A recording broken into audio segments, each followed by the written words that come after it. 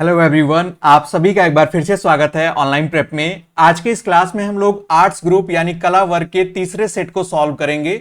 इससे पहले हम लोगों ने दो सेट को सॉल्व किया है। अगर आपने उसको नहीं देखा है तो उसको भी अंत तक जरूर देख लीजिएगा इस क्लास के बाद। ये सभी प्रैक्टिस सेट आपके एग्जाम की प्रिपरेशन के लिए बहुत ही इंपॉर्टेंट होंगे, क्योंकि ऐसे ही क्वेश्चंस आपके इस सेक्शन में रिपीट होते हैं और इन्हीं टॉपिक से क्वेश्चन पूछे जाते हैं। बिना किसी देरी के हम लोग शुरू करेंगे। उससे पहले आपको मैंने पिछली क्लासेस में बताया है कि जब भी हम आर्ट्स ग्रुप की बात करते हैं तो उसमें इतिहास, history, political science, geography, economics, sociology, philosophy और साइकोलॉजी से सेक्शन से क्वेश्चन, साथ ही साथ हिंदी और इंग्लिश से भी 2 से 3 क्वेश्चन आपके इस सेक्शन में पूछे जाते हैं। और मोस्टली इसमें जो है वो आपके 3 ये ऊपर के 4 सेक्शन से ज्यादा क्वेश्चन होते हैं। लगभग 30 क्वेश्चन 30 to 35 जो होते हैं वो इन्हीं सेक्शन से पूछे जाते हैं। पहला क्वेश्चन आपके स्क्रीन पे है, आप सभी लोग आंसर भी करते चलिएगा। सर्वप्रथम जनसंख्या सिद्धांत किस अर्थशास्त्री ने दिया? अब जो जनसंख्या का सिद्धांत है वो किसने दिया था?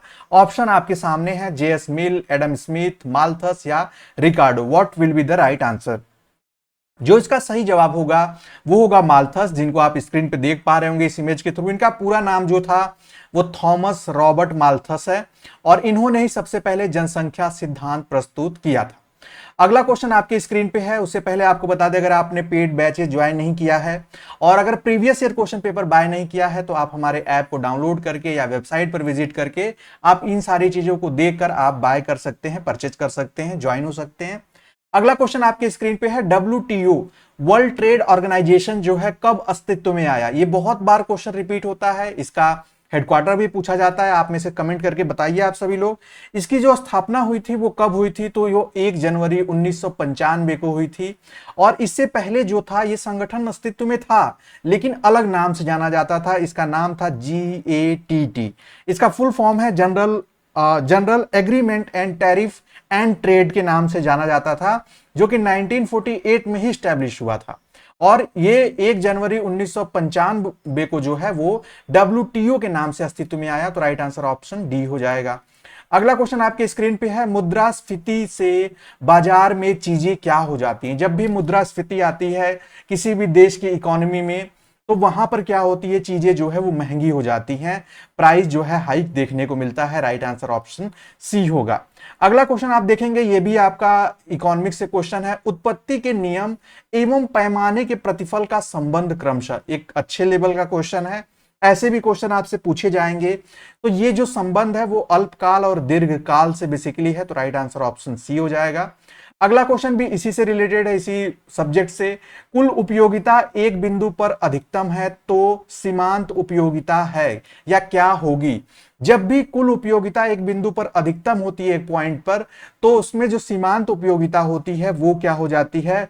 वो शून्य हो जाती है, 0 हो जाती है। राइट आंसर ऑप्शन बी होगा। अगला क्वेश्चन, उससे पहले बता दें, टेलीग्राम चैनल बहुत ही इंपॉर्टेंट है आप सभी की प्रिपरेशन, एडमिशन और फ्यूचर में जितने भी क्लासेस अपडेट्स हैं उसके लिए। आप इसका लिंक वीडियो के डिस्क्रिप्शन में आप इसे ज्वाइन कर लें जल्द से जल्द। अगला क्वेश्चन है, कांग्रेस ने असहयोग आंदोलन प्रारंभ करने का निर्णय किस वर्ष लिया था? अब ये बहुत इंपॉर्टेंट और इंटरेस्टिंग क्वेश्चन है, क्योंकि है बहुत ही सिंपल लेकिन लैंग्वेज में एक ट्विस्ट दिया गया कि किस वर्ष निर्णय लिया गया कि असहयोग आंदोलन किया जाएगा।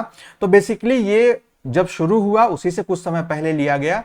तो 1920 में जो है असहयोग आंदोलन को प्रारंभ करने का निर्णय लिया गया और ये प्रमुख भारत के जो आधुनिक प्रमुख आंदोलन है उनमें से एक है। अगला क्वेश्चन आपकी स्क्रीन पे है, निम्नलिखित में से कौन सा उद्देश्य 1920 के असहयोग आंदोलन का नहीं था? अब यहां पे देखिए, जो भी आंदोलन हुए हैं वो किसी न किसी पर्पस के साथ हुए हैं, उसके कुछ ना कुछ ऑब्जेक्टिव जरूर रहे हैं। इनमें पूछा जो नहीं है ऑब्जेक्टिव, स्वराज की प्राप्ति तो ऑब्जेक्टिव था, भारत का विभाजन रोकना, पंजाब में हुई ज्यादतियों को समाप्त करना या 1919 के जो रॉलेट एक्ट था उसको समाप्त करना। तो बेसिकली इनका तो समझ में आता आंदोलन का, लेकिन उस समय भारत के विभाजन यानी 1920 ईस्वी में भारत के विभाजन संबंधित कोई ऐसी बात नहीं थी। तो राइट आंसर ऑप्शन बी होगा, ये उस समय का उद्देश्य, उस आंदोलन का उद्देश्य नहीं था। अगला क्वेश्चन आपकी स्क्रीन पे है, भारत में खिलाफत आंदोलन के नेता कौन थे? बहुत इंपॉर्टेंट क्वेश्चन है, जितने भी प्रमुख आंदोलन है उससे क्वेश्चन कई बार पूछे जाते हैं। तो खिलाफत आंदोलन की जब भी बात आती है तो अली ब्रदर्स की बात आती है।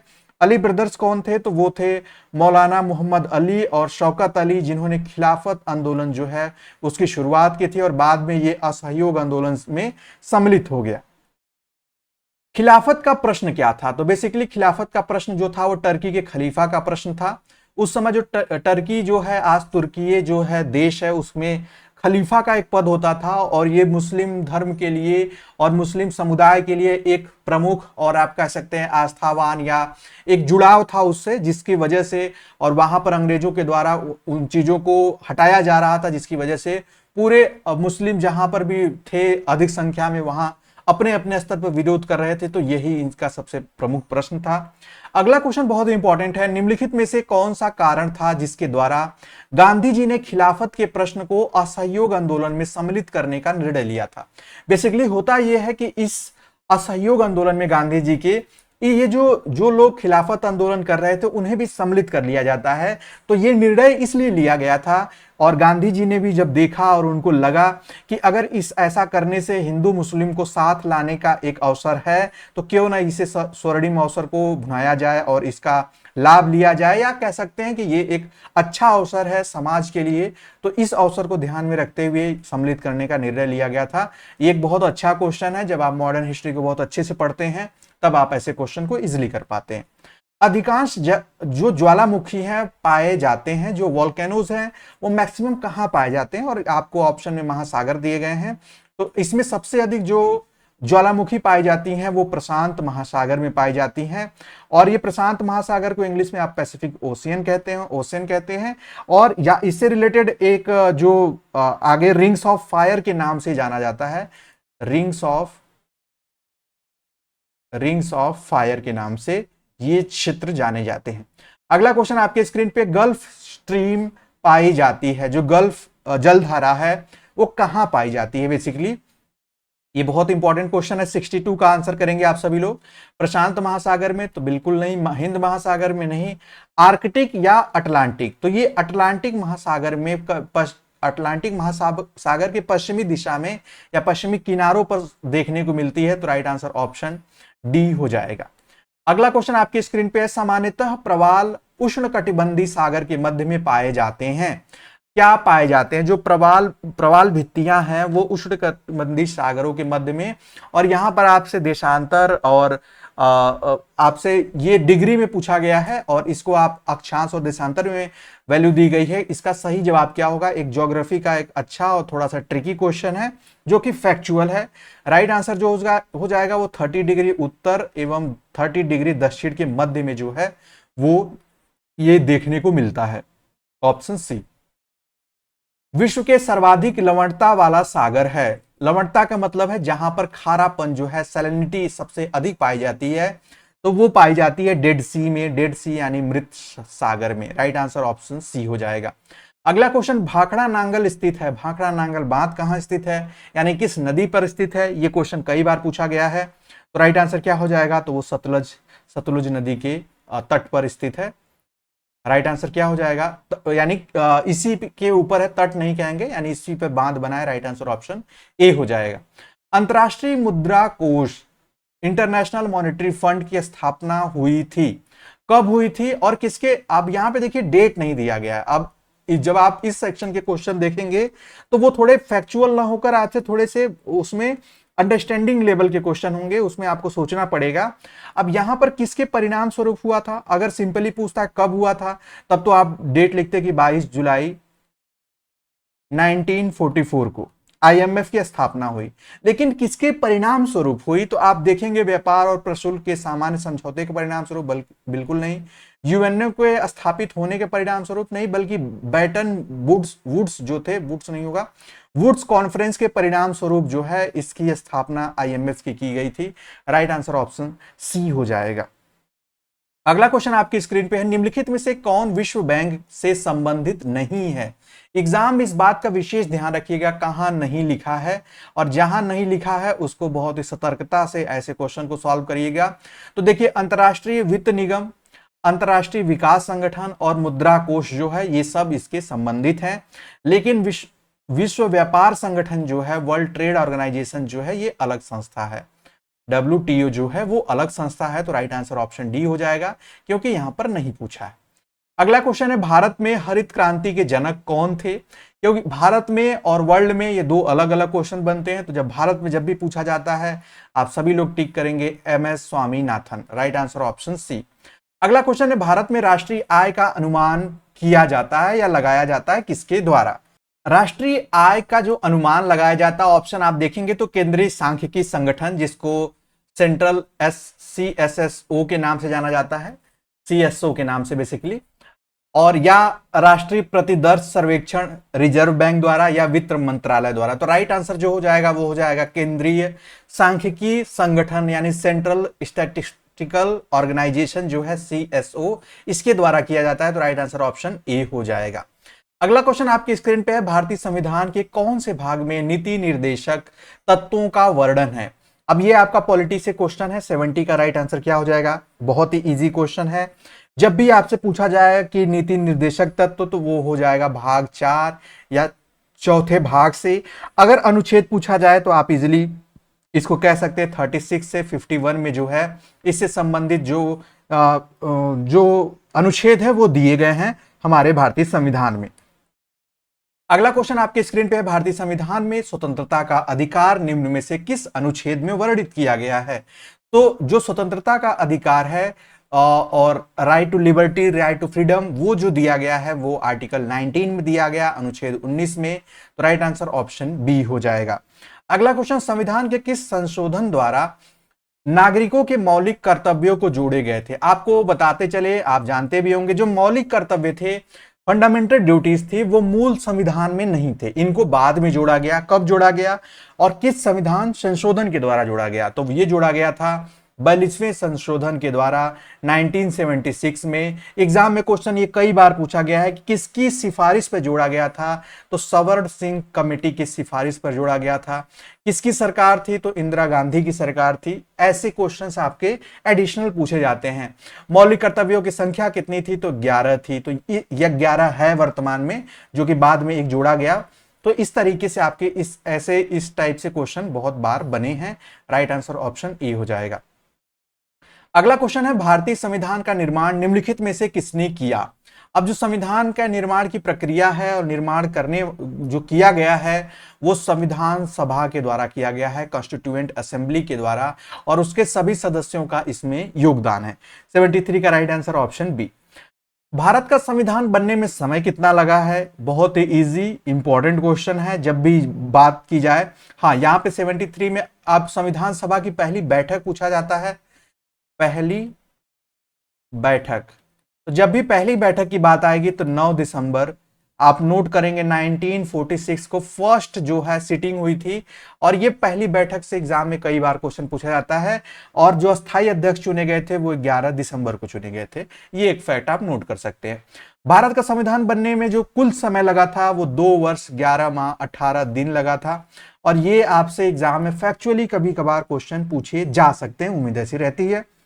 अगला क्वेश्चन जो है आपकी स्क्रीन पे और ये डेट जो काउंट होती है वो 9 दिसंबर से लेकर आपकी 26 नवंबर 1949 तक, ये 26 नवंबर 1949 के मध्य में ये काउंट की जाती है।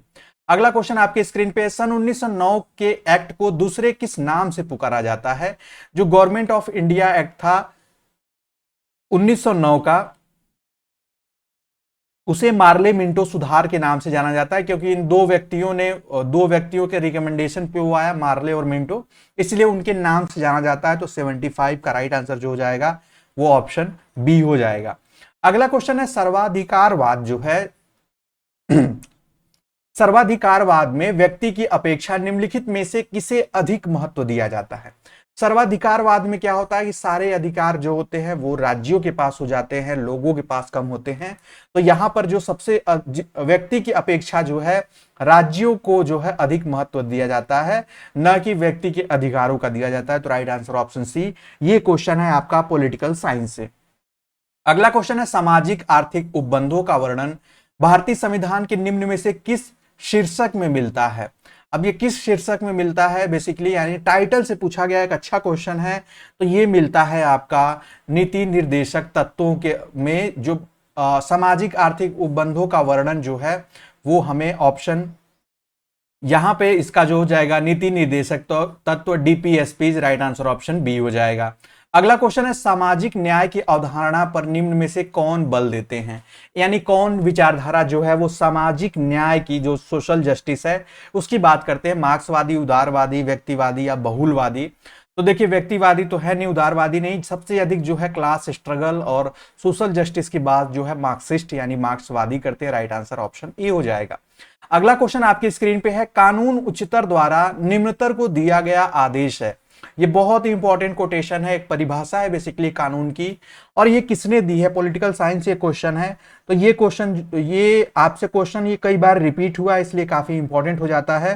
तो ये दी है परिभाषा ऑस्टिन ने, और Austin right answer option A हो जाएगा। अगला क्वेश्चन इसी तरीके से है कि जहां कानून नहीं होता वहां स्वतंत्रता भी नहीं होती, ये कथन निम्न में से किसके हैं।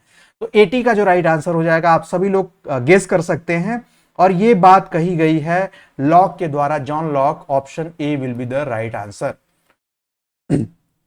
अगला क्वेश्चन है अधिकारों के ऐतिहासिक सिद्धांत की मूल विशेषता है, यानी अधिकारों का जो ऐतिहासिक सिद्धांत की जो मूल विशेषता है, ये भी आपका पॉलिटिकल साइंस से क्वेश्चन है। इसका जो राइट आंसर हो जाएगा ये राज्य परंपराओं की देन है। जो राज्यों में परंपराएं चल रही हैं पहले से, उनकी देन है ऐतिहासिक सिद्धांत की विशेषताओं में।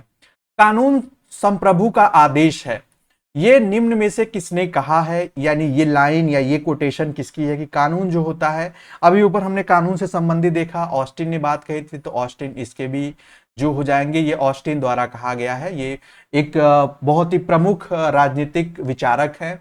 आप पॉलिटिकल साइंस से अगर आप होंगे तो आप इनके नाम सुने होंगे, इनकी बात चीजें पढ़े होंगे। निम्न शासकों में से कौन बुद्ध का समकालीन नहीं था।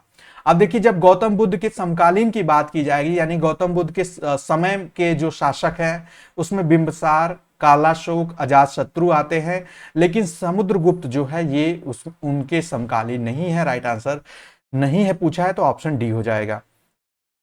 अलाई दरवाजे का निर्माण किसने किया था। तो अलाई दरवाजा जो है अलाउद्दीन खिलजी के नाम पे ही पड़ा है, आप इसको इजीली देखकर टिक कर सकते हैं। Right answer option C. राजनीति शास्त्र का प्रारंभ और अंत राज्य के साथ ही होता है, ये कथन किसका है।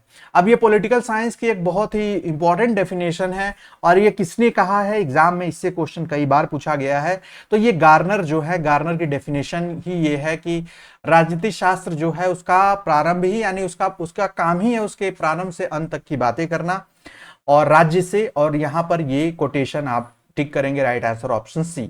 राज्य की उत्पत्ति का कौन सा सिद्धांत काल्पनिक नहीं है, यानी कि जो हाइपोथेटिकल नहीं है, यानी उसके प्रूफ भी हैं, और वो ऐसा नहीं दिया गया जैसे दैवी सिद्धांत जो है ये हाइपोथेटिकल है।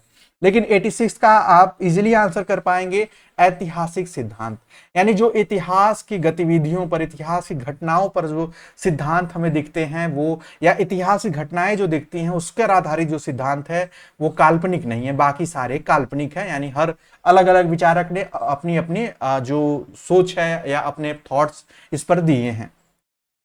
परंपरागत राजनीति विज्ञान का निम्न में से कौन सा लक्षण नहीं है। अब परंपरागत राजनीति विज्ञान का लक्षण होता क्या है, तो उसमें अमूर्त स्वरूप होता है, उसमें दार्शनिक प्रकृति होती है, लेकिन तथ्यों पर बल नहीं दिया जाता उसमें, यानी ऐसे तथ्यों पर बल नहीं दिया जाता, बल्कि उस पर विचारों पर बल दिया जाता है, उस पर काल्पनिकता पे बल दिया जाता है, दार्शनिकता पर बल दिया जाता है। तो राइट आंसर ऑप्शन डी हो जाएगा। लेकिन ये ध्यान रखिएगा, अगर क्वेश्चन पूछ दिया जाए परंपरागत राजनीति का कौन सा लक्षण है, तो ये तीनों प्रमुख लक्षणों में आते हैं, याद रखिएगा। अगला क्वेश्चन, महात्मा गांधी भारतीय राष्ट्रीय कांग्रेस, इंडियन नेशनल कांग्रेस के अध्यक्ष कब चुने गए थे। It's a very very important question.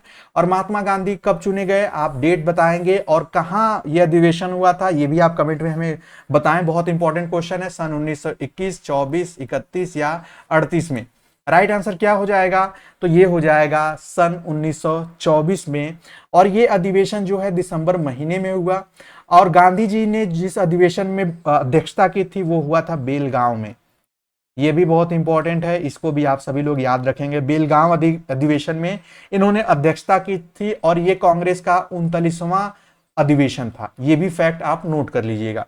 अगला क्वेश्चन है, संविधान की किस अनुसूची में केंद्र और राज्य के मध्य शक्तियों का विभाजन उपबंधित है, जिसमें इनकी बातें की गई हैं, केंद्र और राज्य में शक्तियां या उनके विषयों के बारे में जानकारी दी गई है। तो ये शॉर्ट ट्रिक से आप समझ सकते हैं, जो 12 अनुसूचियां हैं संविधान की, tears of old PM, T से टेरिटरी, ई से एम्लुमेंट्स, ए से अफर्मेशन, आर से राज्यसभा, एस से शेड्यूल्ड एरिया, ओ से अदर ट्राइबल एरिया, एफ से फेडरल लिस्ट। यही फेडरल लिस्ट जो है संघ सूची और राज्य सूची के मध्य जो है ये शक्तियों का बंटवारा भी है, विभाजन भी है। तो आप देखिए 1 2 3 4 5 6 और 7, यानी 7वीं अनुसूची। और टीयर्स ऑफ ओल्ड पीएम, अगर आपने इसको इस ट्रिक को जानते हैं, अगर आप इसको याद कर लेते हैं तो बहुत इजीली आप इन चीजों को फाइंड आउट कर पाएंगे अगर एग्जाम में ऐसे क्वेश्चन आपसे पूछे जाते हैं तो। वहीं 8वां में भाषाओं के बारे में है, जो 9वां है वो लैंड रिफॉर्म, भूमि सुधार के बारे में, 10वां जो है डिफेक्शन के बारे में, दल बदल कानून, 5वां पंचायत राज और 8वां 9वां 10वां 11वां जो है पंचायत राज है और 12वां जो है म्युनिसिपैलिटी। तो ये आपको याद होने चाहिए। अगला क्वेश्चन, सत्ता का विलय एक विशेषता है किसमें? संसदीय सरकार में, अध्यक्षीय सरकार में, इनमें से दोनों में या इनमें से किसी में नहीं। तो जो प्रेसिडेंशियल गवर्नमेंट होती है, अध्यक्षीय सरकार होती है, उसमें सत्ता का विलय एक प्रमुख विशेषता है। Right answer option B, political science ये क्वेश्चन है। अगला क्वेश्चन, हमारे देश में किसी राज्य की कार्यपालिका शक्ति का प्रधान होता है? अब राज्य की कार्यपालिका शक्ति की बात की जाएगी तो वो राज्यपाल हो जाएगा, गवर्नर ऑफ स्टेट। और अगर आपको देश के, अगर यहां पे लिखा होता देश की कार्यपालिका शक्ति, तो राष्ट्रपति प्रेसिडेंट में। तो ये आपको याद होना चाहिए, प्रेसिडेंट और यहां पर गवर्नर। अगला क्वेश्चन आपकी स्क्रीन पे, हमारे संविधान के भाग 3 में उपबंधित धर्म की स्वतंत्रता का अधिकार की अभिव्यक्ति किस प्रकार की है? बेसिकली जब हम अधिकारों की बात करते हैं तो अधिकार मुख्यतः 2 प्रकार के होते हैं, एक नकारात्मक, एक सकारात्मक। नकारात्मक उन अधिकारों को कहा जाता है जिसमें सरकार जो है वो हस्तक्षेप नहीं कर पाती है उन अधिकारों की वजह से, और सकारात्मक ऐसे अधिकार होते हैं जिसमें जो है लोगों के विकास के लिए जो है वो अधिकार दिए जाते हैं। तो बेसिकली धर्म की स्वतंत्रता का अधिकार जो है उनमें इन दोनों का गुण देखने को मिलता है। ये सकारात्मक भी देखने को मिलता है कुछ जगहों पे, कुछ जो इसमें कुछ उपबंध, कुछ जो आपके आर्टिकल्स हैं, अनुच्छेद हैं, और कुछ में नकारात्मक भी। तो राइट आंसर ऑप्शन सी होना चाहिए। अगला क्वेश्चन है, निम्न में से कौन सा अमृत का पर्याय है? अब जो आपका ये सेक्शन होता है आर्ट्स ग्रुप का, इसमें जो लास्ट के आपके 5-6 क्वेश्चन होते हैं जो हिंदी और इंग्लिश से होंगे, उसमें आपके साहित्य से भी क्वेश्चन आ सकते हैं या ग्रामर से भी आ सकते हैं। तो जो अमृत का पर्याय है वो अमीय हो जाएगा इन दिए गए ऑप्शन के अकॉर्डिंग। अगला क्वेश्चन है, जीने की इच्छा के लिए एक शब्द है। वाक्यांश के लिए एक शब्द से क्वेश्चन पूछा गया है। जीने के लिए एक इच्छा जो है वो जिजीविषा कहलाती है। राइट आंसर ऑप्शन ए हो जाएगा। निम्नलिखित में से सही वर्तनी शब्द वाला शब्द है, सही वर्तनी वाला शब्द कौन सा है? तो आप देखेंगे यहां पे, देखिए सहनशाह लिखा है, तो ये नहीं होगा। षष्टम में यहां हलंत नहीं होता। आशीर्वाद में बड़ी की मात्रा होगी श पे, और इस प्रकार से अनिर्णित हो जाएगा। अनिर्णित का जो अर्थ होता है वो होता है जिसका निश्चय न हुआ हो, और ये सही है। राइट आंसर ऑप्शन ए हो जाएगा। ऐसे क्वेश्चन पूछे जाएंगे। उस शब्द समूह को चुनिए जो श्यामा या श्याम शब्द के विभिन्न अर्थों को व्यक्त करता है। तो श्याम या श्यामा जो है आप यहां पर देखेंगे तो क्या कोयल, काली, रात्रि, इसको भी हाँ यहां पर काली नहीं, काला होता तो हम टिक करते। यहां पर सबसे अप्रोप्रिएट जो है ए लग रहा है। श्यामा मीन्स रात्रि, यमुना और कोयल, इनके लिए जो है ये एक तरीके से ये भिन्न भिन्न अर्थों में ये प्रयोग, भिन्न भिन्न अर्थों में ये शब्द प्रयोग में लाया जाता है। राइट आंसर ऑप्शन ये हो जाएगा। Identify the type of word that is underlined in the given sentence. It's a share rubbish. जो शेयर है वो क्या है? नाउन है, प्रनाउन है, एडजेक्टिव है या एडवर्ब है या वर्ब है? अब 97 का जो राइट आंसर हो जाएगा वो हो जाएगा एडजेक्टिव, ऑप्शन सी, यानी एक विशेषण है। अगला क्वेश्चन है, which is the adjective in the given sentence the tall girl met a boy. अब यहां पर लड़की, कैसी लड़की? लंबी लड़की। जब लंबी जो है वो होती है विशेषता, तो ये विशेषण हो जाएगा क्योंकि आपसे एडजेक्टिव पूछा गया। राइट आंसर ऑप्शन ए हो जाएगा। अगला क्वेश्चन है, Wordsworth was one of the dash English poet of the romantic as. तो जो वुड्सवर्थ है वो एक महानतम पोएट रहे हैं इंग्लिश के रोमांटिक एज में, तो ये यहाँ पर filling the blanks actually fill करना है, तो ये द ग्रेटेस्ट हो जाएगा। ग्रेटेस्ट के आगे द का यूज होता है, तो राइट आंसर ऑप्शन बी हो जाएगा। अगला क्वेश्चन है form verb from the noun given below. Dependence जो है, डिपेंडेंस का जो है यहाँ पे आपको नाउन से वर्ब में देखना है, डिपेंडेंस का डिपेंड हो जाएगा, निर्भर होना। राइट आंसर ऑप्शन बी हो जाएगा। आपने इस 50 क्वेश्चन में आज की इस क्लास में कितना स्कोर किया हमें कमेंट करके जरूर बताएं, और इस स्कोर से आप अपने को इवेल्युएट करेंगे। ये थी आज की क्लास जिसमें हम लोगों ने 50 आर्ट्स ग्रुप के क्वेश्चन को सॉल्व किया, जो कि डिफरेंट डिफरेंट सब्जेक्ट से थे। उम्मीद है आप सभी ने क्लास को अंत तक देखा होगा, एंजॉय किया होगा। अगली क्लास में इसके आगे के या डिफरेंट डिफरेंट सेक्शन के प्रैक्टिस सेट के साथ मिलेंगे। तब तक के लिए bye bye, take care and keep watching.